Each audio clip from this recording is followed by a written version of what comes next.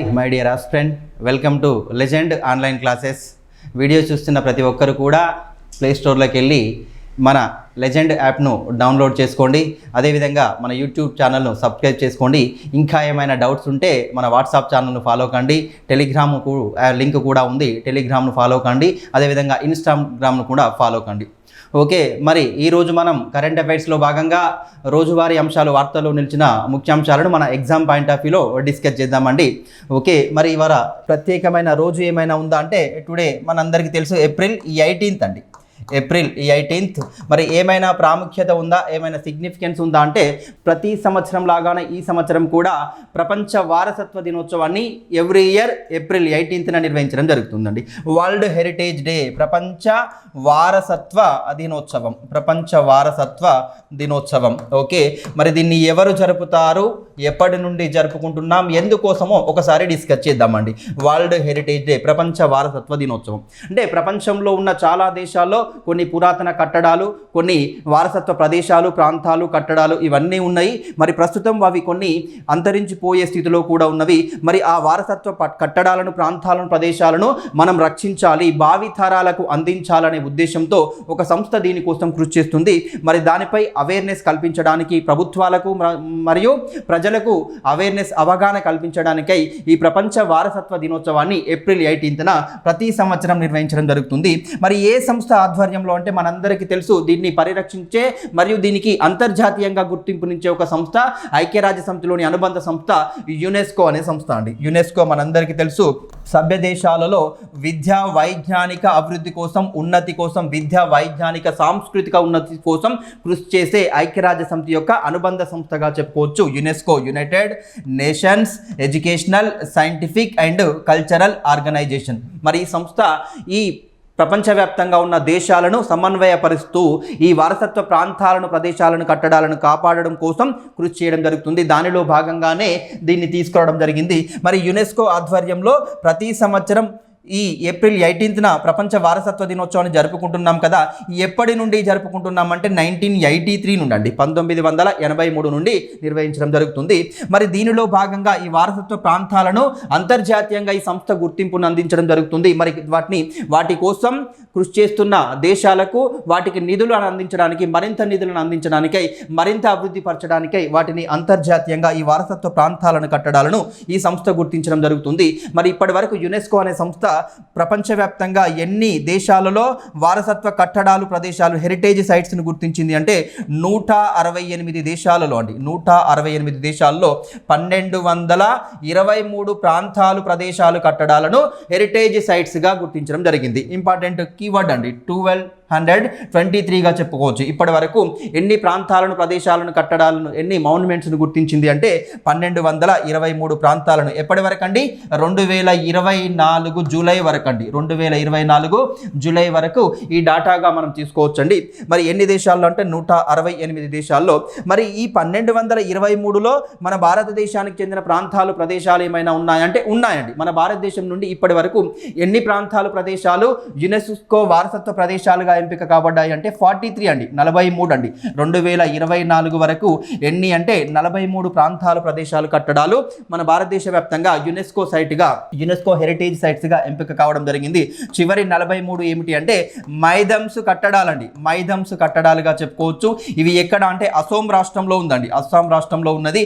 మైథమ్స్ రాజవంశానికి చెందినవి. 11వ శతాబ్దంలో వీటిని నిర్మించడం జరిగింది. ఇప్పటికీ చెక్కు చెదరని స్థితిలో ఉన్నవని చెప్పుకోవచ్చు. ఒక వారసత్వ చారిత్రక ప్రదేశాలుగా చెప్పుకోవచ్చు. ఇవి 43వ ప్రదేశం, చివరి ప్రదేశంగా చెప్పుకోవచ్చు. మరి మన భారతదేశంలో మొదటిసారిగా దేనిని గుర్తించారు? ఇది మనకు చాలాసార్లు రిపీటెడ్ క్వశ్చన్ అండి, రిపీటెడ్ క్వశ్చన్గా చెప్పుకోవచ్చు. చాలా కాంపిటేటివ్ ఎగ్జామ్లో అడిగారు. భారతదేశంలో యునెస్కో మొదటిసారిగా ఏ ప్రాంతాన్ని, ఏ కట్టడాన్ని గుర్తించిందంటే ఒకేసారి 4 ప్రాంతాలను గుర్తించడం జరిగిందండి. 1983లో అండి, 1983లో మొదటిసారిగా భారతదేశంలో యునెస్కో గుర్తించిన కట్టడాలు ఏమిటి అంటే ఒకటి తాజ్ మహల్ అండి. మనందరికీ తెలుసు తాజ్ మహల్ భారతదేశంలో ప్రేమ ప్రేమకు చిహ్నంగా చెప్పుకుంటాం. ఇది ఎక్కడ అంటే యూపీ స్టేట్లో ఉందని చెప్పుకోవచ్చు. షాజహాన్ నిర్మించాడు. నెక్స్ట్ ఇంకా ఏమిటి అంటే ఆగ్రా ఫోర్ట్ అండి, ఆగ్రా ఫోర్ట్గా చెప్పుకోవచ్చు, ఆగ్రా కోట, ఇది కూడా యూపీగానే చెప్పుకోవచ్చు. మూడవది ఏమిటి అంటే అజంతా కేవ్స్ అండి, అజంతా గుహలుగా చెప్పుకోవచ్చు. ఈ అజంతా గుహలు ఎక్కడ అంటే మహారాష్ట్రకు చెందినవిగా చెప్పుకోవచ్చు.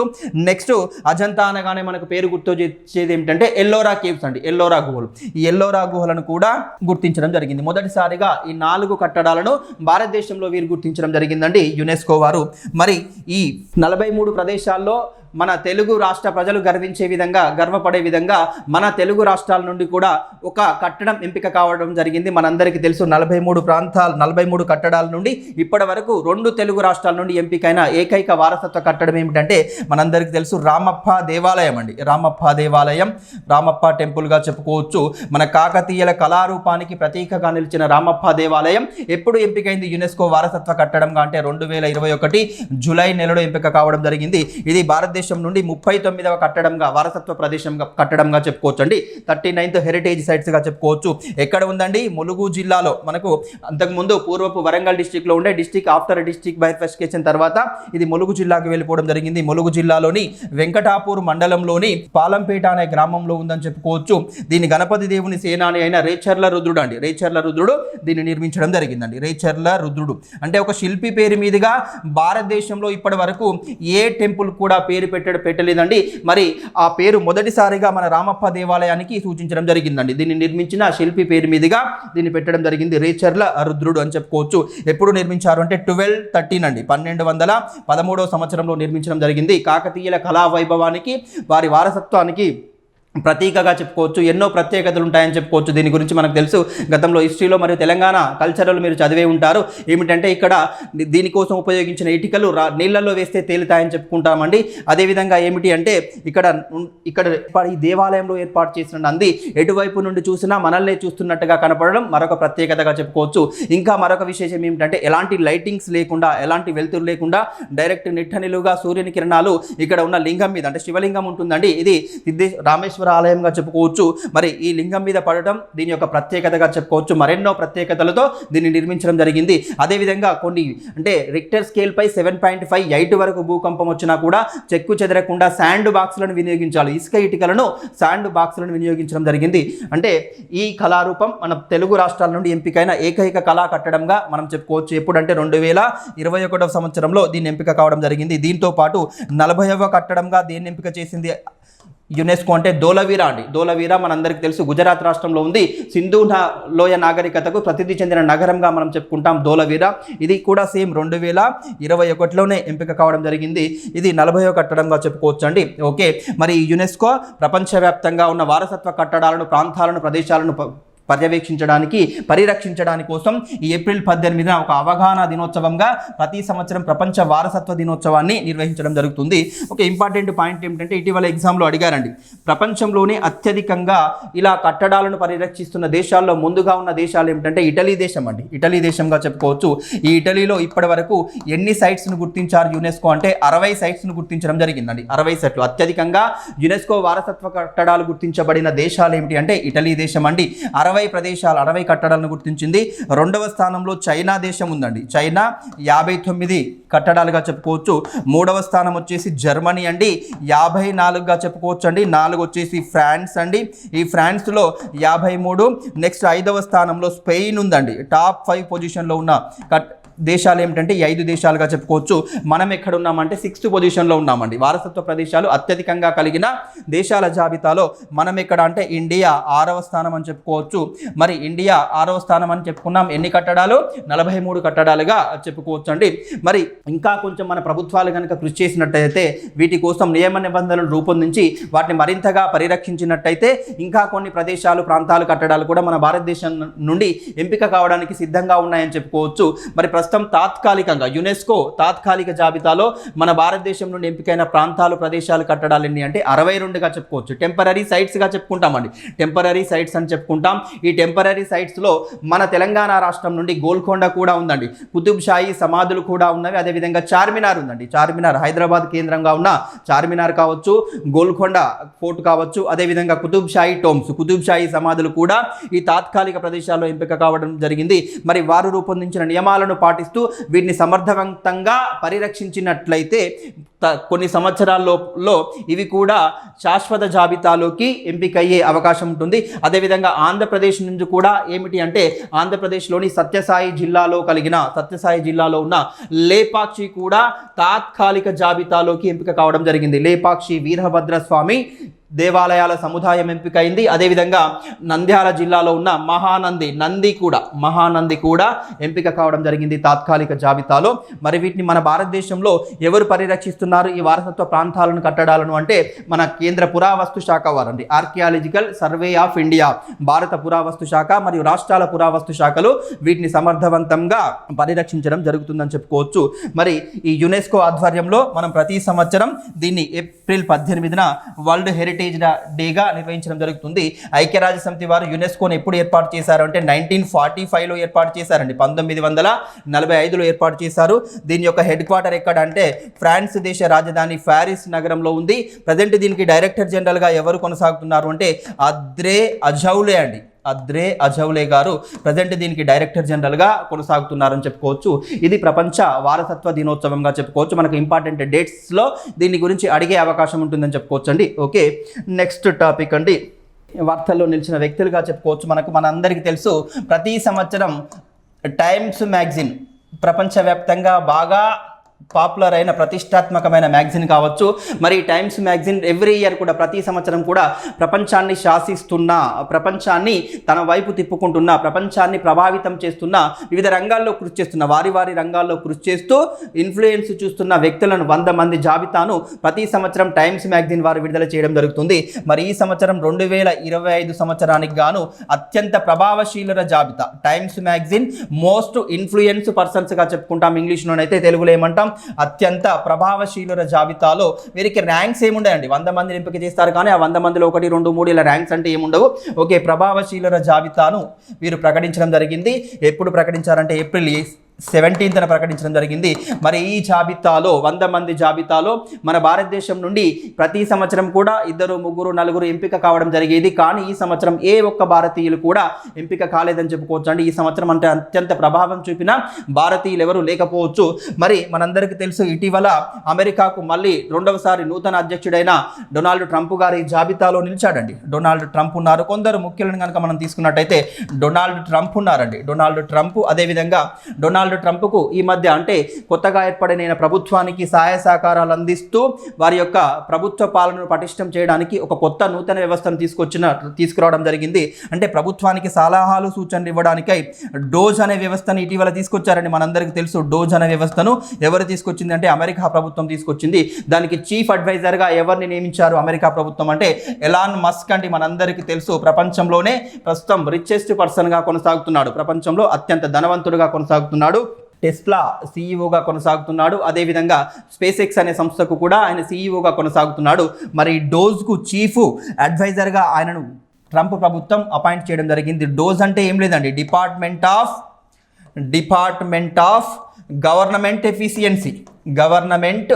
ఎఫిషియన్సీ అంటే గత ప్రభుత్వంలో కొన్ని ప్రభుత్వ పాలనలో కొన్ని తప్పులు జరిగాయి, ఈ తప్పులను మేము సరిదిద్దుతాం, పాలనలో అడ్మినిస్ట్రేటివ్ విభాగంలో పారదర్శకతను, అకౌంటబిలిటీని తీసుకొస్తాం, పటిష్ట పాలనా యంత్రాంగాన్ని తయారు చేస్తామని ఈ డోజ్ అనే వ్యవస్థను ట్రంప్ గారు రూపొందించడం జరిగింది. ఎప్పుడు రూపొందించారంటే ఆయన 2వసారి అధ్యక్షునిగా ప్రమాణ స్వీకారం చేసిన రోజునే దీనికి శ్రీకారం చుట్టడం జరిగింది. 2025 జనవరి 20న దీన్ని ఏర్పాటు చేయడం జరిగింది. దానికి చీఫ్ అడ్వైజర్గా ఎవరు కొనసాగుతున్నారంటే ఎలాన్ మస్క్. అంటే ప్రజల్లో మరింత ప్రభావవంతంగా పనిచేస్తున్నందుకు గాను ఆయన కూడా ఎంపిక కావడం జరిగింది.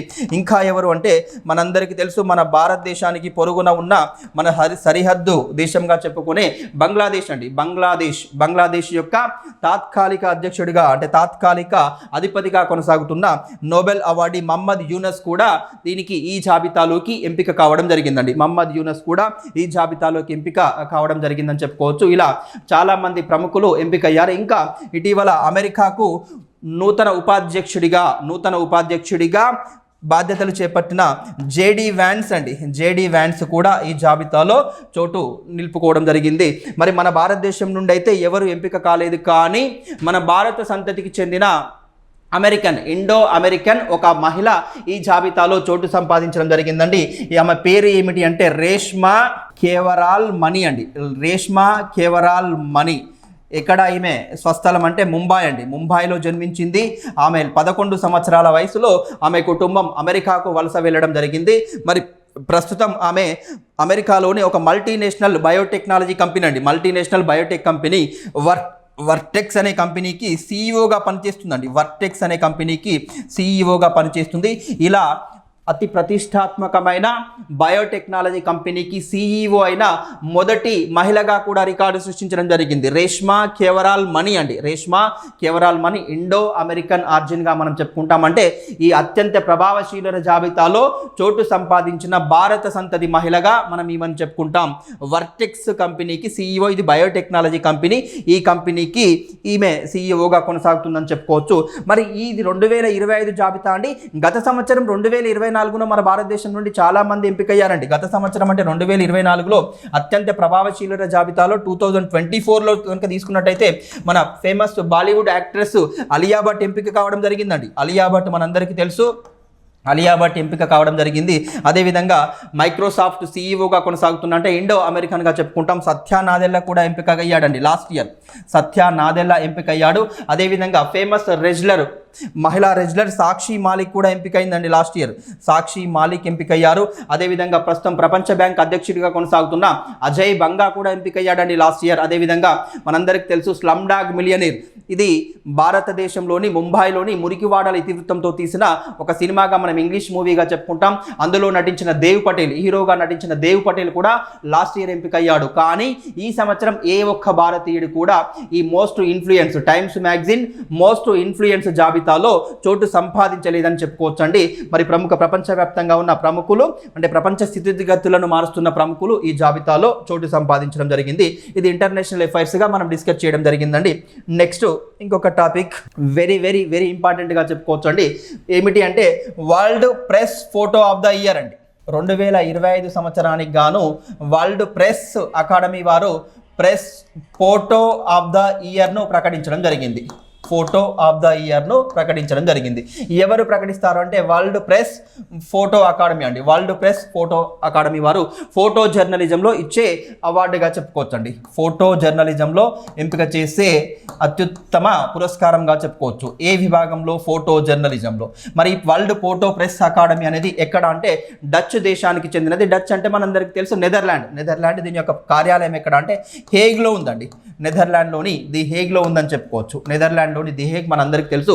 International court of justice ICJ అంతర్జాతీయ న్యాయస్థానం కూడా ఇక్కడే ఉందని చెప్పుకోవచ్చు. మనందరికీ తెలుసు ఐక్యరాజ్య సమితిలోని 6 విభాగాల్లో ఈ అంతర్జాతీయ న్యాయస్థానం కూడా ఒకటి.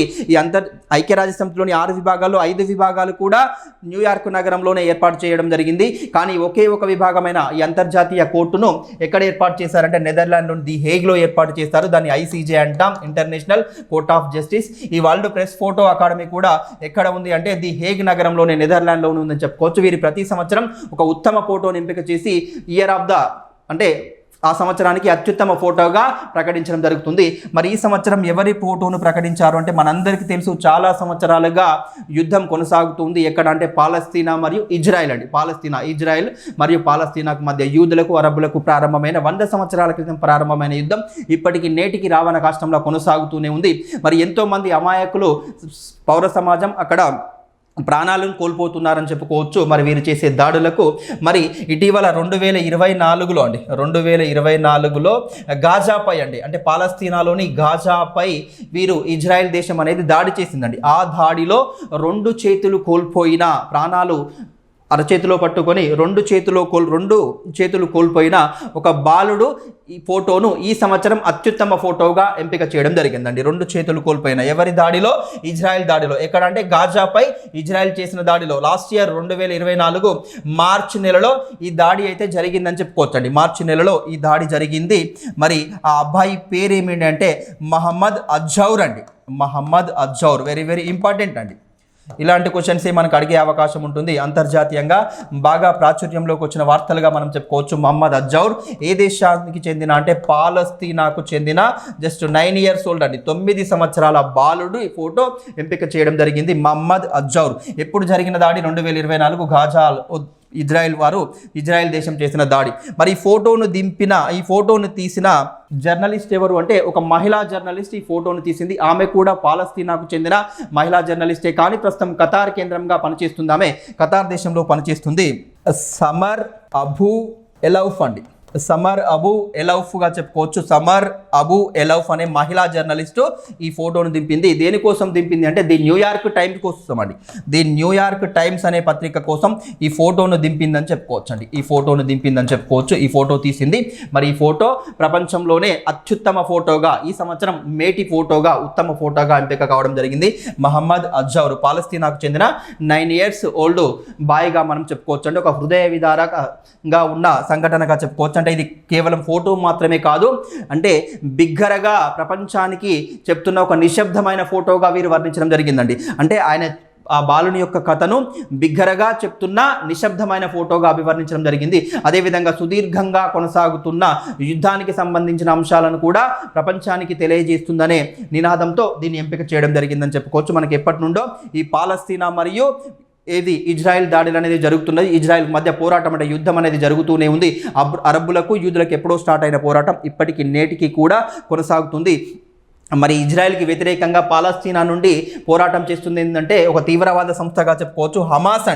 హమాస్ తీవ్రవాద సంస్థగా చెప్పుకోవచ్చు. ఇది పాలస్తీనా దేశానికి చెందినది. మరి వీరిపై చేసిన దాడిలోనే ఈ బాలుడు 2 చేతులు కోల్పోవడం జరిగింది. ఇది world press photo of the ఇయర్గా ఎంపిక కావడం జరిగిందండి. ఓకే, ఇంకా నెక్స్ట్ ఇది కూడా ఇంపార్టెంట్ టాపిక్గానే చెప్పుకోవచ్చు. మనకి ఎన్విరాన్మెంట్ ఇష్యూస్లో కావచ్చు, నేషనల్ అఫైర్స్, ఇంటర్నేషనల్ అఫైర్స్లో కూడా ఇంపార్టెంట్గా చెప్పుకోవచ్చు.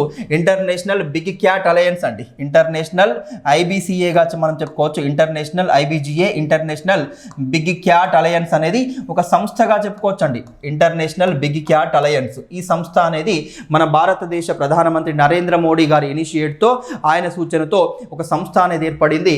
ఏమిటి అంటే ఇంటర్నేషనల్ బిగ్ క్యాట్ అలయన్స్ అండి.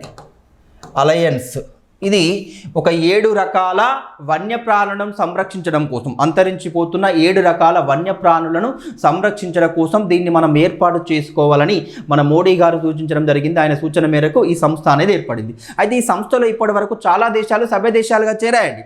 చాలా దేశాలు 95 దేశాల వరకు చేరాయి. కానీ ఈ సంస్థను అడ్మినిస్ట్రేట్ చేయడానికి, అంటే ఈ సంస్థను కట్టుదిట్టంగా ఎందుకోసం ఏ ఎజెండా కోసం అయితే ఏర్పాటు చేసామో ఆ ఎజెండా కోసం పనిచేయడానికి ఒక పాలక వర్గాన్ని ఏర్పాటు చేసుకోవాలి. అదేవిధంగా ప్రధాన కార్యాలయాన్ని మరియు సెక్రటేరియట్ని ఏర్పాటు చేసుకోవాలి. అంటే హెడ్ క్వార్టర్ను మరియు సెక్రటేరియట్ని ఏర్పాటు చేసుకోవాలని ఇటీవల కొన్ని దేశాల అంగీకారానికి రావడం జరిగింది.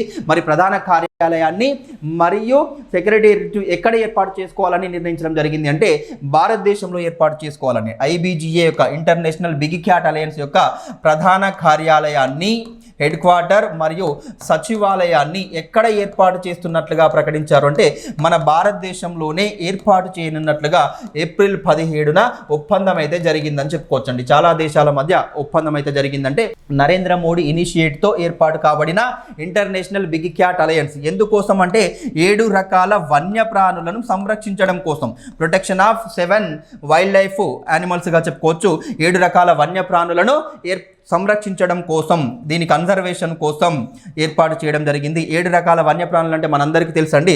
మన పులి మరియు సింహం, చిరుత మరియు మంచు చిరుత, snow leopard and cheetah and jaguar and puma అంటే ఇది కూడా, ఈ జాగ్వార్ ప్యూమా కూడా ఒక పులి రకం జాతులుగానే చెప్పుకోవచ్చు అండి. టైగర్ స్పీసెస్గానే చెప్పుకుంటాం. ఇవన్నీ కూడా ఒక సింహం మినహాయించి ఇవన్నీ కూడా టైగర్ స్పీసెస్గానే చెప్పుకోవచ్చు. మరి దీన్ని ఎప్పుడు ప్రారంభించారు? ఈ ఐబీజీఏను, అంటే వీటిని సంరక్షించడం కోసం ఈ సంస్థను ఐబీజీఏ ఇంటర్నేషనల్ బిగ్ క్యాట్ అలయన్స్ దీన్ని ఎప్పుడు ప్రారంభించారు అంటే 2023 ఏప్రిల్ 9న ప్రారంభించారండి. ఏప్రిల్ 9న ఎందుకోసం దీన్ని ప్రారంభించారు? వీటిని సంరక్షించడానికి. అంటే ఆ రోజున ఎందుకు ప్రారంభించారంటే 2023 ఏప్రిల్ 9న మన భారతదేశంలోని కర్ణాటక రాష్ట్రంలోని మైసూర్లో 50వ టైగర్ ప్రాజెక్టు వ్యవస్థాపక దినోత్సవాన్ని నిర్వహించడం జరిగిందండి. టైగర్ ప్రాజెక్ట్ అంటే మన భారతదేశంలో పులుల సంరక్షణ కోసం 1973లో ప్రాజెక్టు టైగర్ను మన అప్పటి భారత ప్రభుత్వం ఏర్పాటు చేసింది. 1973లో ప్రాజెక్టు టైగర్ను. మరి ఆ ప్రాజెక్టు టైగర్ 1973లో ప్రాజెక్టు టైగర్ను ఏర్పాటు చేశారు కదా. ఆ ప్రాజెక్టు టైగర్ 2023 వరకు ఎన్ని సంవత్సరాలు పూర్తయింది ఏర్పాటు చేసి అంటే 50 సంవత్సరాలు పూర్తయింది. కాబట్టి ఆ 50 సంవత్సరాల వేడుకల సందర్భంగా సమావేశాన్ని ఎక్కడ ఏర్పాటు చేశారు? మైసూర్లో ఏర్పాటు చేశారు. కర్ణాటకలోని మైసూర్లో ఏర్పాటు చేశారు. అక్కడ మన మోడీ గారు ఏమని అనౌన్స్ చేశారంటే ఈ 7 రకాల వన్యప్రాణులను అంతరించిపోతున్న వన్యప్రాణులను సంరక్షించడానికి చాలా దేశాలు ముందుకు రావాలి, దీనికోసం మేము ఇనిషియేట్ అవుతున్నాం, ఒక సంస్థను ఏర్పాటు చేస్తున్నామని ప్రకటిస్తే చాలా దేశాలు వచ్చి చేరాయి. ఇప్పుడు ఇందులో ఉన్న సభ్య దేశాల సంఖ్య ఎంత అంటే 95 దేశాలుగా చెప్పుకోవచ్చండి. 95 దేశాలు దీనిలో సభ్య దేశాలుగా ఉన్నవి. మరి దీనికి డైరెక్టర్ జనరల్గా, దీనికి కీ పీపుల్గా డైరెక్టర్ జనరల్గా ఎవరిని ఎంపిక చేశారంటే మన భారతదేశానికి చెందిన వ్యక్తే ఈ ఐబీజీఏకు డైరెక్టర్ జనరల్గా కొనసాగుతున్నాడు. ఆయన పేరేమిటి అంటే ఎస్పీ యాదవ్ అండి. ఎస్పీ యాదవ్ ప్రజెంట్ దీనికి డైరెక్టర్ జనరల్గా కొనసాగుతున్నారు. మరి ఈ సంస్థ ఏమి నిర్ణయించిందంటే ఒక ప్రధాన 95 దేశాలు ఉన్నవి. మరి 95 దేశాల్లో ఒక దేశంలో ప్రధాన కార్యాలయాన్ని మరి సెక్రటేరియట్ను ఏర్పాటు చేయాలని నిర్ణయించడం జరిగింది. ఎక్కడ అంటే భారతదేశంలోనే ఏర్పాటు చేస్తున్నట్లుగా ఏప్రిల్ 17న ప్రకటించడం జరిగింది. ఐబీసీఏ ఇంటర్నేషనల్ బిగ్ క్యాట్, ఐబీసీఏగా చెప్పుకోవచ్చు. బిగ్ క్యాట్ అలయన్స్ ఐబీసీఏ అండి, ఇంటర్నేషనల్ బిగ్ క్యాట్ అలయన్స్ వన్యప్రాణుల సంరక్షణ సంస్థగా మనం చెప్పుకోవచ్చు. ఎప్పుడు ఏర్పడింది అంటే ఇంపార్టెంట్ అండి, 2023లో ఏర్పడిందండి. 50వ టైగర్ ప్రాజెక్ట్ వ్యవస్థాపక దినోత్సవాన్ని జరుపుకునే సమయంలో దీన్ని ఏర్పాటు చేయడం జరిగింది. 2023లో ఏర్పాటు చేశారు. ఓకే, 7 రకాల వన్యప్రాణులను సంరక్షించడానికి ఐబీసీఏగా చెప్పుకోవచ్చు. ఓకే, నెక్స్ట్ పాయింట్ అండి. నెక్స్ట్ పాయింట్ మనందరికీ తెలుసు, మన కింజారపు రామ్మోహన్ నాయుడు కేంద్ర పౌర విమానయాన శాఖ మంత్రి గారు మరి ఇటీవల వార్తల్లోకి రావడం జరిగింది. మరి ఎందుకు వార్తల్లోకి వచ్చాడంటే ఇటీవల WFR అండి, వరల్డ్ ఎకనామిక్ ఫోరం మనందరికీ తెలుసు, ప్రపంచ ఆర్థిక వేదిక అంటాం. వరల్డ్ ఎకనామిక్ ఫోరం వివిధ రంగాల్లో ప్రతిభ కనబరుస్తున్న యువతకు ఆదర్శంగా నిలుస్తున్న ప్రపంచవ్యాప్తంగా ఉన్న యువతను ఎంపిక చేయడం జరిగింది. యంగ్ గ్లోబల్ లీడర్స్గా వీరిని ఎంపిక చేయడం జరిగింది. అంటే వారి రంగాల్లో ఉన్నతంగా అంటే అత్యున్నతంగా రాణిస్తున్న యువతకు ఆదర్శంగా నిలుస్తున్న యువతను 40 సంవత్సరాల లోపు యువతను 116 మందిని ఎంపిక చేసింది. ప్రపంచవ్యాప్తంగా WF ఎంతమందినండి? 116 మందికి యంగ్ గ్లోబల్ లీడర్ అవార్డులను ప్రకటించడం జరిగిందండి. యంగ్ గ్లోబల్ లీడర్ అవార్డులను ప్రకటించడం జరిగింది. యంగ్ గ్లోబల్ లీడర్స్ అవార్డును ప్రకటించారండి. మరి ఈ యంగ్ వీరు ప్రకటించిన 116 మందిలో మన భారతదేశం నుండి మన తెలుగు రాష్ట్రాలకు చెందిన, ఆంధ్రప్రదేశ్కు చెందిన మంత్రి, కేంద్ర మంత్రి ఎవరు ఆయన అంటే కింజారపు రామ్మోహన్ నాయుడు అండి. కింజారపు రామ్మోహన్ నాయుడు ఎంపిక కావడం జరిగిందండి. రామ్మోహన్ నాయుడు ప్రస్తుతం ఈయనే ఏ శాఖ మంత్రిగా, కేంద్ర మంత్రిగా ఉన్నారు అంటే పౌర విమానయాన శాఖ మంత్రిగా ఉన్నారండి. పౌర విమానయాన శాఖ మంత్రిగా ఉన్నారు. సివిల్ ఏవియేషన్ మినిస్టర్గా కొనసాగుతున్నాడు. 3 సార్లు లోక్సభ సభ్యుడిగా ఎంపిక కావడం జరిగింది. వరుసగా 3 సార్లు లోక్సభ సభ్యుడిగా ఎంపిక అవ్వడమే కాక కేవలం 36 సంవత్సరాల వయసులోనే కేంద్ర కేబినెట్ మినిస్టర్ హోదాను పొందడం జరిగింది. కేంద్ర కేబినెట్ మినిస్టర్ పదవిని పొందడం జరిగింది.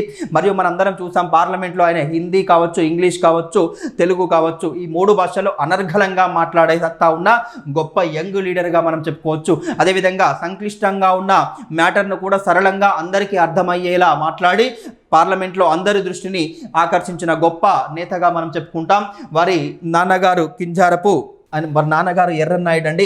దివంగత ఎర్రన్నాయుడు గతంలో టీడీపీలో ఉన్నారు. ఇప్పుడు కూడా ఆయన టీడీపీ అలయన్స్తోనే మనకు బీజేపీ నుండి ఎంపిక కావడం జరిగింది. ఎన్డీఏ అలయన్స్లో భాగంగా మరి ఈయనే ప్రపంచవ్యాప్తంగా ఎంపిక చేసిన ఈ గ్లోబల్ యంగ్ లీడర్స్లో మన భారతదేశం నుండి ఎంపికైన వారిలో ఈయన ఉన్నాడు. తెలుగు రాష్ట్రాల నుండి ఎంపికైన వారిలో ఈయన ఉన్నాడని చెప్పుకోవచ్చు. ఈయనతో పాటుగా అంటే యంగ్ గ్లోబల్ లీడర్స్ అవార్డుకు ఇటీవల మన భారతదేశం నుండి ఎంపికైన మరో ఇద్దరు ఎవరు అంటే ఒకరు రితేష్ అగర్వాల్ అండి. రితేష్ అగర్వాల్ గారు ఎంపిక కావడం జరిగింది. మనందరికీ తెలుసు ఓయో మన భారతదేశంలో బాగా పాపులర్ అని మీ అందరికీ తెలిసే ఉంటుంది. ఓయో హోటల్స్ అండి. ఈ ఓయో హోటల్స్ CEO అండి, ఓయో CEOగా చెప్పుకోవచ్చు. రితేష్ అగర్వాల్ కూడా మరి ఈ జాబితాలోకి ఎంపిక కావడం జరిగింది. అదేవిధంగా రితేష్ అగర్వాల్ మరియు అనురాగ్ మాలు కూడా ఎంపిక కావడం జరిగింది. ఈయన ఎవరు అంటే ఒక పర్వతారోహకుడు అండి, మౌంటనీర్గా చెప్పుకోవచ్చు. భారతదేశానికి చెందిన మౌంటనీర్. ఈయన కూడా ఈ 116 మందిలో ఎంపిక కావడం జరిగింది.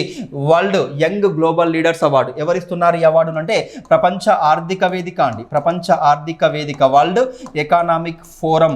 ఇటీవల ప్రపంచ ఆర్థిక వేదిక 55వ సమావేశాలు కూడా జరిగాయండి. ప్రపంచ ఆర్థిక వేదిక ఇటీవల అంటే 2025లో 55వ సమావేశాలు ఎప్పుడు జరిగాయంటే 2025 జనవరి 20 నుండి 24 వరకు జరిగాయండి. ఎక్కడ జరిగాయంటే ఈ ప్రపంచ ఆర్థిక వేదిక సమావేశాలు ప్రతి సంవత్సరం కూడా ఎక్కడ జరుగుతాయంటే ఒకే నగరంలో ఎక్కువగా నిర్వహించడం జరుగుతుంది. స్విట్జర్లాండ్లోని దావోస్ నగరంలో నిర్వహించారండి. దావోస్ నగరంలో నిర్వహించడం జరిగింది. స్విట్జర్లాండ్ దేశంలోని దావోస్. ఈ WEF అనే సంస్థను ఎప్పుడు ఏర్పాటు చేశారు అంటే 1971లో ఏర్పాటు చేశారండి. 1971లో ఏర్పాటు చేశారు. దీని యొక్క ప్రధాన కార్యాలయం ఎక్కడ అంటే స్విట్జర్లాండ్లోని కాలోగ్ని అనే నగరం. ప్రజెంట్ దీనికి చైర్మన్గా ఎవరు కొనసాగుతున్నారు ఈ WEF కంటే దీని ఫౌండరే ఇప్పటికీ కూడా చైర్మన్గా కొనసాగుతున్నాడు. 1971లో దీన్ని ఆయనే ప్రారంభించారు. ఇప్పటికి కూడా ఆయనే చైర్మన్గా కొనసాగుతున్నారు. ఆయన పేరు ఏమిటి అంటే క్లాస్ ష్వాబ్ అండి. క్లాస్ ష్వాబ్గా చెప్పుకోవచ్చు. మరి ఇటీవల జరిగిన 55వ సమావేశానికి మన తెలుగు రాష్ట్రాల నుండి కూడా మన మంత్రులు ముఖ్యమంత్రులు హాజరు కావడం జరిగింది. అంటే తెలంగాణ రాష్ట్రం నుండి ముఖ్యమంత్రి రేవంత్ రెడ్డి గారు హాజరు కావడం జరిగింది. ఆంధ్రప్రదేశ్ నుండి ఐటీ మినిస్టర్ లోకేష్ గారు హాజరు కావడం జరిగిందని చెప్పుకోవచ్చు. అదేవిధంగా మన భారత ప్రభుత్వ ప్రతినిధిగా ఎవరు వెళ్ళారు అంటే కేంద్ర ఐటీ మినిస్టర్ మరియు రైల్వే శాఖ మంత్రిగా కొనసాగుతున్న అశ్విని వైష్ణవ్ గారు ఈ 55వ సమావేశానికి మన భారత ప్రతినిధిగా హాజరు కావడం జరిగింది. ఈ వరల్డ్ ఎకనామిక్ ఫోరం వారు ప్రకటించే యంగ్ గ్లోబల్ లీడర్ అవార్డుకు ఎంపికైన తెలుగు వ్యక్తి ఎవరు అంటే కింజారపు రామ్మోహన్ నాయుడు. ప్రస్తుతం కేంద్ర పౌర విమానయాన శాఖ మంత్రిగా కొనసాగుతున్నాడు. మంచి స్పోక్స్ పర్సన్గా మనం చెప్పుకోవచ్చండి. ఓకే, ఇది పర్సన్స్ ఇన్ న్యూస్ మరియు అవార్డు టాపిక్స్లో భాగంగా మనం డిస్కస్ చేయడం జరిగింది. ఇంకా నెక్స్ట్ టాపిక్ ఏమిటి అంటే మన భారత కేంద్ర క్రీడా మంత్రిత్వ శాఖ వారు ఆధ్వర్యంలో పనిచేసే నాడా అండి. నాడా మనందరికీ తెలుసు నేషనల్ యాంటీ డోపింగ్ ఏజెన్సీగా చెప్పుకోవచ్చు. మాదక ద్రవ్యాల నియంత్రణ విభాగంగా చెప్పుకోవచ్చు. క్రీడాకారుల్లో మాదక ద్రవ్యాల వాడకాన్ని నిషేధించడం కోసం ఏర్పాటు చేయబడిన ఒక సంస్థ ఏమిటి అంటే నాడాగా చెప్పుకుంటాం. National anti doping agency. National anti doping ఏజెన్సీగా చెప్పుకోవచ్చు అండి. Anti doping agency. మరి ఇది కేంద్ర క్రీడా మంత్రిత్వ శాఖ ఆధ్వర్యంలో పనిచేయడం జరుగుతుంది. మరి యాంటీ డోపింగ్ ఏజెన్సీ వారు ఇటీవల అంటే ఏప్రిల్ నెలలో ఇంకొక కొత్త వ్యవస్థకు శ్రీకారం చుట్టడం జరిగింది. కొత్త వ్యవస్థకు. మరి ఏమిటి ఆ వ్యవస్థ అంటే APEMU అండి. APEMU అనే వ్యవస్థకు శ్రీకారం చుట్టడం జరిగింది.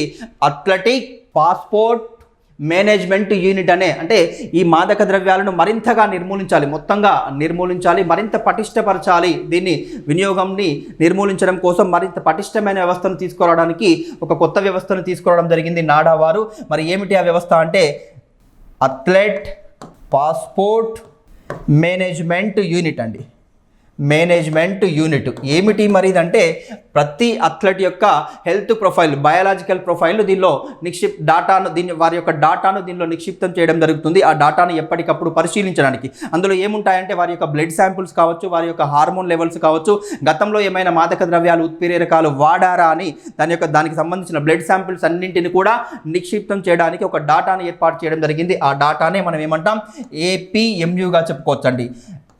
APMU athlete passport management unit. దీన్ని ఎవరు ప్రారంభించారు అంటే మన కేంద్ర క్రీడా శాఖ మంత్రి గారు ప్రారంభించడం జరిగింది. ఎవరైనా మాన్సుఖ్ మాండవీయ అండి. మాన్సుఖ్ ప్రస్తుతం కేంద్ర క్రీడా శాఖ మంత్రిగా ఎవరు కొనసాగుతున్నారు నేషనల్ స్పోర్ట్స్ మినిస్టర్గా అంటే మాన్సుఖ్ మాండవీయ గారు ఏప్రిల్ 17న దీన్ని ప్రారంభించడం జరిగింది. ఈ వ్యవస్థ పేరు APMUగా చెప్పుకోవచ్చు. క్రీడాకారుల్లో మాదక ద్రవ్యాల వినియోగాన్ని నిర్మూలించడానికి, ఉత్ప్రేరకాల డ్రగ్స్ వాడకాన్ని నిర్మూలించడానికి, నిషేధించడానికై తీసుకొచ్చిన కొత్త చట్టంగా చెప్పుకోవచ్చు. ఎవరు రూపొందించారు అంటే నేషనల్ యాంటీ డోపింగ్ ఏజెన్సీ వారు దీన్ని రూపొందించడం జరిగింది. ఇది ఏ మినిస్ట్రీ ఆధ్వర్యంలో పనిచేస్తుంది అంటే కేంద్ర క్రీడా మంత్రిత్వ శాఖ ఆధ్వర్యంలో పనిచేస్తుంది. ఈ నాడాను మన భారత ప్రభుత్వం ఎప్పుడు ఏర్పాటు చేసింది అంటే 2005లో ఏర్పాటు చేసిందండి. 2005లో ఏర్పాటు చేసింది. ఎక్కడ ఉంది అంటే న్యూఢిల్లీలో దీని యొక్క హెడ్ క్వార్టర్ ఉంది. ప్రస్తుతం దీనికి డైరెక్టర్ జనరల్గా ఎవరు కొనసాగుతున్నారు అంటే ఆశీష్ భార్గవ అండి. ఆశీష్ భార్గవ గారు కొనసాగుతున్నారు. మరి ప్రపంచవ్యాప్తంగా ఈ డోపింగ్ను నిరోధించడానికి, డోపింగ్ను నిర్మూలించడానికి అంటే ఈ మాదక ద్రవ్యాల వాడకాన్ని నిర్మూలించడానికై వాడా ఉంటుందండి. వరల్డ్ యాంటీ డోపింగ్ ఏజెన్సీ అండి. వరల్డ్ యాంటీ డోపింగ్ ఏజెన్సీగా చెప్పుకోవచ్చు. ఇది ఇంటర్నేషనల్ ఒలింపిక్ కమిటీ ఆధ్వర్యంలో పనిచేస్తుంది. World anti doping agency. దీన్ని ఎప్పుడు ఏర్పాటు చేశారంటే 1999లో ఏర్పాటు చేశారండి. 1999లో.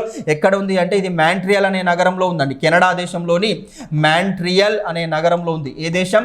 కెనడా దేశం అని చెప్పుకోవచ్చు అండి. కెనడా దేశంలోని మాంట్రియల్ నగరంలో ఈ వాడా ఉంది. మన భారతదేశంలో నాడాగా చెప్పుకోవచ్చు అండి. ఇది కేంద్ర క్రీడా మంత్రిత్వ శాఖ ఆధ్వర్యంలో పనిచేస్తున్న సంస్థగా చెప్పుకోవచ్చు. ఇటీవల ఆవిష్కరించిన వ్యవస్థ ఏమిటి అంటే APMU athletic passport management unit. అంటే క్రీడాకారులకు సంబంధించిన వారి బ్లడ్ శాంపిల్స్, వారి ఆరోగ్యానికి సంబంధించిన అన్ని అంశాలను ఇందులో పొందుపరచడం అండి. ఓకే, ఇంకా నెక్స్ట్ టాపిక్ ఏమిటంటే మనందరికీ తెలుసు మన ఐకార్ అండి, ఇండియన్ కౌన్సిల్ ఆఫ్ అగ్రికల్చర్ రీసెర్చ్గా చెప్పుకోవచ్చు. దీన్నే తెలుగులో భారత వ్యవసాయ పరిశోధనా మండలి అంటాం. ఈ భారత వ్యవసాయ పరిశోధనా మండలికి నూతన డైరెక్టర్ జనరల్గా ఒక వ్యక్తి ఎంపిక కావడం జరిగింది. ఎవరు ఎంపిక అయ్యారంటే మంగీలాల్ జాట్ అండి. మంగీలాల్ జాట్ భారత వ్యవసాయ పరిశోధనా మండలి దీన్నే Indian council of agriculture research, దాని షార్ట్ ఫామ్ ఐకార్గా చెప్పుకుంటామండి. ఐకార్ అంటాం. దీనికి నూతన డైరెక్టర్ జనరల్గా ఎవరు ఎంపిక అయ్యారంటే ప్రస్తుతం ఆయన హైదరాబాద్ కేంద్రంగా ఉన్న ఇక్రిసాట్ అనే సంస్థకు గ్లోబల్ రీసెర్చ్ ప్రోగ్రామ్ డైరెక్టర్గా కొనసాగుతున్నాడు. ఏ సంస్థకు? ప్రస్తుతం ఆయన పూర్వపు పొజిషన్ ఏమిటి అంటే ఇక్రిసాట్ అనే సంస్థ అండి. ఇది అంతర్జాతీయ సంస్థగా చెప్పుకోవచ్చు. ఇక్రిసాట్ అనే సంస్థకు గ్లోబల్ రీసెర్చ్ విభాగంలో ప్రోగ్రామ్ డైరెక్టర్గా కొనసాగుతున్నాడు. మరి ఆయనను ఎక్కడ నియమించింది? మన కేంద్ర నియామకాల వ్యవహారాల కమిటీ, అపాయింట్మెంట్స్ కమిటీ ఎక్కడ ఏ పదవిలోకి నియమించిందంటే ఐకార్ అనే సంస్థకు డైరెక్టర్ జనరల్గా నియమించడం జరిగింది. ఆయన పేరేమిటి అంటే మంగీలాల్ జాట్ అండి. మంగీలాల్ జాట్గా చెప్పుకోవచ్చు. వ్యవసాయ రంగంలో వినూత్నంగా ఆవిష్కరణలు చేస్తున్న గొప్ప శాస్త్రవేత్తగా కూడా చెప్పుకోవచ్చు. మంగీలాల్ జాట్ ఏ పదవిలోకి ఎంపిక అయ్యారంటే ఐకార్కు ఎంపిక కావడం జరిగింది. ఐకార్ డైరెక్టర్ జనరల్గా ఎక్కడ ఉంది? ఐకార్ అంటే న్యూఢిల్లీలో ఉందండి. ఐకార్ ఎక్కడ అంటే న్యూఢిల్లీలో ఉంది. దీన్ని మన భారత ప్రభుత్వం ఎప్పుడు ఏర్పాటు చేసింది అంటే 1929లో ఏర్పాటు చేసింది. మరి దీనికి నూతన డైరెక్టర్గా ఎవరు అంటే హిమాంశు పాఠక్ స్థానంలో ఈయన ఎంపిక కావడం జరిగింది. మంగీలాల్ జాట్ అండి. మరి గతంలో ఏ పొజిషన్లో ఉన్నాడంటే ఎక్కడ పనిచేసేవాడు అంటే ఇక్రిసాట్కు గ్లోబల్ రీసెర్చ్ ప్రోగ్రామ్ డైరెక్టర్గా ఉన్నాడు. ఇక్రిసాట్ అంటే మనందరికీ తెలిసిందే అంతర్జాతీయ సంస్థ అండి. International crafts research institute of semi arid traffics అండి. సెమీ ఎరిడ్ ట్రాఫిక్స్గా చెప్పుకుంటాం. ఇది వాతావరణ మార్పులపై మరియు మెట్ట పంటలపై పరిశోధన చేస్తుందండి. ఇది ప్రపంచవ్యాప్తంగా అంతర్జాతీయంగా మెట్ట పంటలపై మరియు వాతావరణ మార్పులపై పరిశోధనలు చేస్తుంది. ఇంకా ఇప్పటి వరకు ప్రపంచవ్యాప్తంగా అధిక దిగుబడి నుంచే అనేక నూతన వంగడాలను కూడా, నూతన న్యూ వెరైటీస్ను కూడా వీరు సృష్టించడం జరిగింది ఇక్రిసాట్. మరి ఇక్రిసాట్ను ఎప్పుడు ఏర్పాటు చేసి అంతర్జాతీయ సంస్థను ఎప్పుడు ఏర్పాటు చేశారంటే 1972లో ఏర్పాటు చేశారు. ఎక్కడ అంటే పటాన్ చెరువులో ఉందండి. ఇది పటాన్ చెరువు హైదరాబాద్కు సమీపంలోని పటాన్ చెరువు, ఇప్పుడు సంగారెడ్డి డిస్టిక్గా చెప్పుకోవచ్చు. పటాన్ చెరువులో ఉందని చెప్పుకోవచ్చు. మరి ఈ సంస్థకు గ్లోబల్ రీసెర్చ్ ప్రోగ్రామ్ డైరెక్టర్గా ఉన్న మంగీలాల్ను భారత ప్రభుత్వం ఎక్కడ అపాయింట్ చేసిందంటే ఐకార్కు నూతన డైరెక్టర్ జనరల్గా అపాయింట్ చేయడం జరిగిందండి. ఓకే, ఇవి మనం ఇప్పటి వరకు చూసిన ముఖ్యమైన కరెంట్ అఫైర్స్గా చెప్పుకోవచ్చు. మరి వీడియో చూసిన ప్రతి ఒక్కరు కూడా మన వీడియోను లైక్ చేయండి, షేర్ చేయండి, సబ్స్క్రైబ్ చేసుకోండి. మన యూట్యూబ్ ఛానల్ కూడా సబ్స్క్రైబ్ చేసుకోండి. అదేవిధంగా ప్లే స్టోర్లోకి వెళ్ళి మన యాప్ను డౌన్లోడ్ చేసుకోండి. All of you thank you అండి.